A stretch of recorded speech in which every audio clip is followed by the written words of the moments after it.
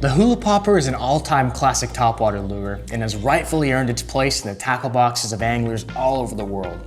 The bait features a concave mouth that creates the iconic popping sound you hear, and also a pulsating rubber skirt that flares out nicely in the water. It comes in 4 different sizes: a 1 1/4 inch body, a 1 3/4 inch body, a 2-inch version, and a 2 1/4 inch. The 2 smaller versions are equipped with 1 rear treble hook and are primarily best for small water fishing, while the 2 bigger versions have 2 treble hooks and can be fished almost anywhere. The hula popper was actually first introduced in 1941 as a fly rod popper, and it wasn't until 7 short years later in 1948 when the casting model of the hula popper was introduced, which is what we see today.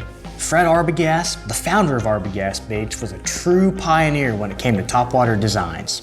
Using his experience as an employee for Goodyear Rubber and Tire Company, he began designing skirts made out of rubber for his fishing lures.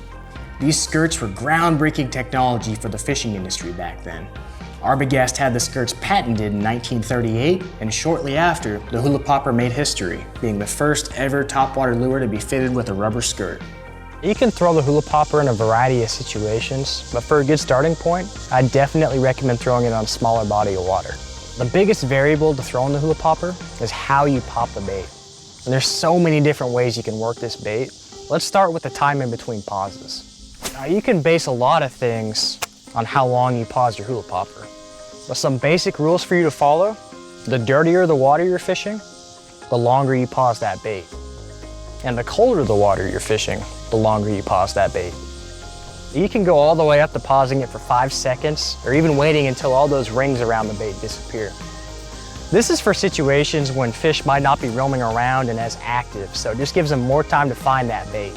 Another thing to keep in mind is the violence of the pop, so how hard you pop it.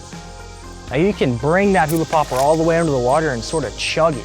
And this is going to mimic a bait fish that's fleeing at the top of the water. Or you could go vice versa and just go with a short, subtle pop, almost like a bait fish that's feeding at the top. Both are really good ways to entice competitive fish to come up and strike that bait. And the longer you pause that bait, the more that rubber skirt's gonna flare out and dance around under the water.